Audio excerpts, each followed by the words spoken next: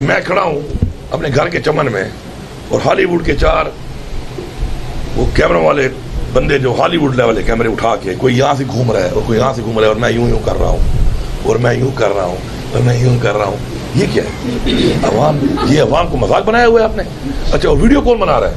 उन्हीं में खड़ा हुआ बंदा इनका अपना वीडियो बना रहा है और उसको वायरल कर रहा है। और तो छोड़े, सरकारी अफसरान ही सबके चले गए हैं बेचारे पंजाब के, कह रहे हैं मैडम इधर आए, यहाँ पानी नहीं है, उस तरफ पानी है, इधर अच्छी टिक टाक बनेगी। What is this? क्या ये पंजाब की 12.5 करोड़ आबादी जो है मजाक है?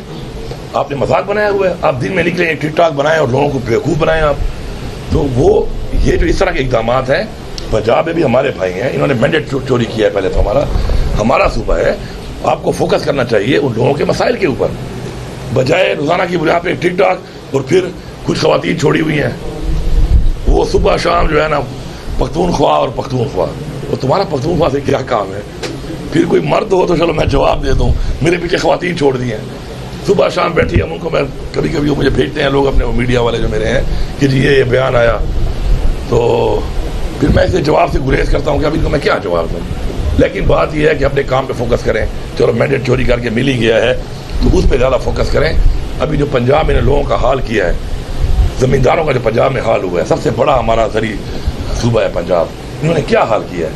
अभी तक उनकी गंदम जो है वो घर में रख के बैठे हैं, अभी किसान को अपना उजरत नहीं मिली। ये क्या करें? टिकटॉक के बना रहे हैं। सिर्फ बातों से तो नहीं होता ना, हमारा तो दिल जलता है इस बात के ऊपर। हम बातें कम करते हैं, अमल ज़्यादा करते हैं।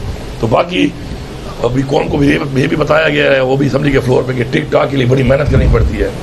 अगर टिकटॉक पे मेहनत करनी है तो फिर टिकटॉक भी होगा, तो फिर टिकटॉक पे बातें होंगी। बहरहाल या का नाम हो ये करस्ताइन सब भाइयों को अस्सलाम वालेकुम, बहनों को भी अस्सलाम वालेकुम।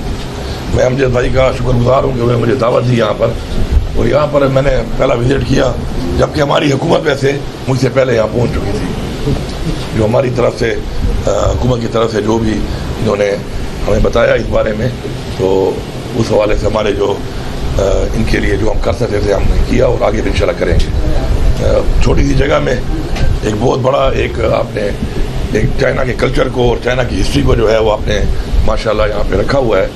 और मैं समझता हूँ कि इसको एक बड़े साइज़ में होना चाहिए, क्योंकि चाइना का जो एक तो जो कल्चर है और चाइना की जो हिस्ट्री है वो पूरी दुनिया के लिए एक मिसाल है कि एक कौम उठी है और उठ के उसने एक पूरी दुनिया में एक ऐसा मुआशी तौर पे अपने आप को खड़ा किया है कि एक सुपर पावर वो बने हैं। और अपनी मेहनत से और मेहनत के साथ साथ अपने टैलेंट को जो उन्होंने उजागर किया और पूरी दुनिया में आज माशाल्लाह वो एक इतनी बड़ा पावरफुल एक स्टेट बन चुके हैं। तो इस चीज़ को देख के हमने बहुत कुछ सीखना है, हमारे नौजवानों ने, हमारी नस्ल ने बहुत कुछ सीखना है। और यहाँ पे आके जिस तरीके से चाइना का जो इन्वेंशंस हैं उनकी भी एक वॉल बनी हुई है, इसी तरह उनके कल्चर की एक वॉल बनी हुई है, फिर उनके जो पीछे से उनके एक हिस्ट्री आ रही है, उसके बारे में मालूमात भी हैं यहाँ पर। और फिर आपने इस तरह स्टूडियो बनाया हुआ है जिसमें आप बच्चे यहाँ पे आते हैं, स्टूडेंट्स आते हैं, उनको आप बताते हैं कि चाइना ने किस तरह इमर्ज किया और किस तरह उन्होंने आगे बढ़े वो। तो ये सारी वो चीज़ें हैं कि मैं समझता हूँ कि हमारे बच्चों को, बच्चियों को इन चीज़ों से इंस्पायर होना चाहिए और ऐसी चीज़ों को फॉलो करना चाहिए कि जिनसे अपने मुल्क को आप आगे बढ़ा सकते हैं, तरक्की दे सकते हैं मुल्क को। आप चाइनीज़ यहाँ पे लैंग्वेज भी सिखा रहे हैं, अच्छी बात है, क्योंकि चाइना जो है इस वक्त एक बहुत बड़ा इंडस्ट्रियल हब भी है और एक बहुत बड़ा इकोनॉमी का एक बहुत बड़ा हब है और एक बहुत बड़ी अपॉर्चुनिटीज़ हैं वहाँ पर बिजनेस करने के लिए भी, जॉब्स के लिए भी, एजुकेशन के लिए भी। तो लैंग्वेज सबसे इम्पॉर्टेंट चीज़ है उसमें। तो मुझे नहायत खुशी हुई है। मेरी ये रिक्वेस्ट होगी चाइनीज़ एम्बेसी से कि केपी में अगर वो अच्छा सेटअप इस तरह का बनाना चाहते हैं, इस तरह का एक इंफॉर्मेटिव किस्म की चीज़ कि जो हमारे लिए नॉलेज भी हमें दे हमारे नौजवानों को, बच्चों को, बच्चियों को, हमारे सूबे के शहरियों को, और साथ साथ जो है उनको मोटिवेट भी करे देख कर कि किस तरीके से चाइना ने स्टेप बाय स्टेप इमर्ज किया और उनकी कौन सी लीडरशिप थी जिन्होंने ऐसे इकदाम किए और अपनी कौम को जो है वो खड़ा किया और आज एक सुपर पावर बनाया। तो अगर वो यहाँ पे इसको बड़े साइज़ बनाना चाहते हैं तो हम उनको सरकारी ज़मीन ऑफ़र कर सकते हैं, क्योंकि माशी मसाइल मुल्क के आपके सामने हैं। तो मैं बिल्डिंग का तो वादा नहीं कर सकता, ज़मीन का वादा कर सकता हूँ। तो मेरे इस पैगाम को आप लेके जाएँ उनके पास, और एक बड़े साइज़ में अगर ये बन जाए तो उसमें एक चाइना का भी एक यहाँ पे एक वजूद जो है हमारे सूबे में एक एस्टेब्लिश होगा एक इस तरीके से, और हमारे लोगों को भी एक इंफॉर्मेशन मिलेगी। और इस तरह जो क्लासेज आप लगा रहे हैं छोटी सी जगह पे, आप ज़्यादा बच्चों को चाइनीज़ सिखा सकते हैं।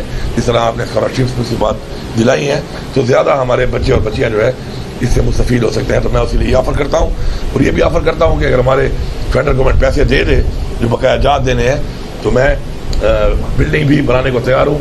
उसके लिए चाइनीज़ गवर्नमेंट मेरी फिर हेल्प करे मेरे पैसे की वसूली में, क्योंकि मैं कोई खैरात नहीं मांग रहा। मेरे सूबे का वो हक है कि जो मिलना चाहिए था अब तक नहीं मिला। तो इस फॉरम से मैं ये दोबारा ये बात भी करना चाहूँगा। बाकी कल चूँकि 14 अगस्त है, उस हवाले से मैं कौम को पैगाम देना चाहता हूँ कि अपने मुल्क के साथ जितनी मोहब्बत आप करेंगे तो आप उसको मुल्क का नाम रोशन करने के लिए मेहनत भी ज़्यादा करेंगे। हुब्बुल-वतनी जो है वो बेसिकली आपके अंदर जज्बा पैदा करती है मेहनत करने का, क्योंकि आप अपने वतन के लिए जब कुछ करना चाहते हैं और आप में जज्बा होता है तो फिर आप मेहनत ज़्यादा करते हैं और आप आगे बढ़ सकते हैं। और आगे बढ़ने के लिए ज़रूरी नहीं कि अपॉर्चुनिटीज़ हों, लगन ज़रूरी है, जज्बा ज़रूरी है। अभी आपके सामने एक एग्जाम्पल है, हमारा जो अभी जेवलिन थ्रो में हमारे अरशद नदीम भाई ने जो जीता है, तो वो कैसे उठा है। और बिल्कुल ये गरीब खाने से था, उसके पास न अपॉर्चुनिटीज़ थी, न फैसिलिटीज़ थी, नहीं वो कोचेस थे, लेकिन टैलेंट था, मुल्क से मोहब्बत थी, अल्लाह ने उसमें जज्बा डाला, फिर उसमें अल्लाह ने ताकत डाली। और जब उसे देखा कि एक मेडल भी नहीं है पाकिस्तान का, तो जज्बे के साथ उसने वो मेडल पाकिस्तान को जितवाया। तो मेहनत और लगन जो है वो मेन चीज़ है, और उसके बाद अल्लाह ताला नीयत को देख के आपकी मदद करता है। आप अपने मुल्क में एक तो झंडा लगाते हैं, हमें लगाना चाहिए, इसी से हमारे बच्चों को ये चीज़ आगे कन्वर्ट होती है, जिस तरह हमारे अबाजदाद से हमें हुई है। और साथ साथ पौधा लगाएं आप, और हर बंदा एक पौधा लगाए, और अगले साल फिर आप आगे टिकटॉक का ज़माना है और सेल्फी का ज़माना है, तो उस पौधे के साथ एक टिकटॉक बनाए और सेल्फी बनाए, और अगले साल फिर उसको उसी ख्याल भी रखे और फिर दोबारा बताए कि आप ये पौधा यहाँ तक चला गया है। उसमें पौधा अगर आप फल वाला लगाएंगे तो आने वाले सालों में अल्लाह आपको ज़िंदगी दे, आप या कोई और का फल भी खाएगा। सायादार लगाएंगे तो कोई उसके साये से मुस्तफ़ीद होगा। और अगर आप पौधा लगाएंगे जिससे ऑक्सीजन ज़रा बढ़ेगा तो हमारे कार्बन क्रेडिट्स बढ़ेंगे, उससे उस नीयत से लगाएंगे तो उससे भी मुल्क का ही फ़ायदा होगा। तो मेरा ये मैसेज है कि आप एक पौधा भी ज़रूर लगाएं और उस पौधे का ख्याल भी करें। तो इंशाल्लाह हमने मिल के पाकिस्तान के लिए काम करना है, पाकिस्तान को आगे बढ़ाना है, और उसके लिए इंशाल्लाह हमारी जो नौजवान नस्ल है उसमें हमारी बहुत उम्मीदें हैं। और चाइना और पाकिस्तान को जो एक दोस्ती का ताल्लुक़ है, इंशाल्लाह उसको हमें बरकरार रखना है।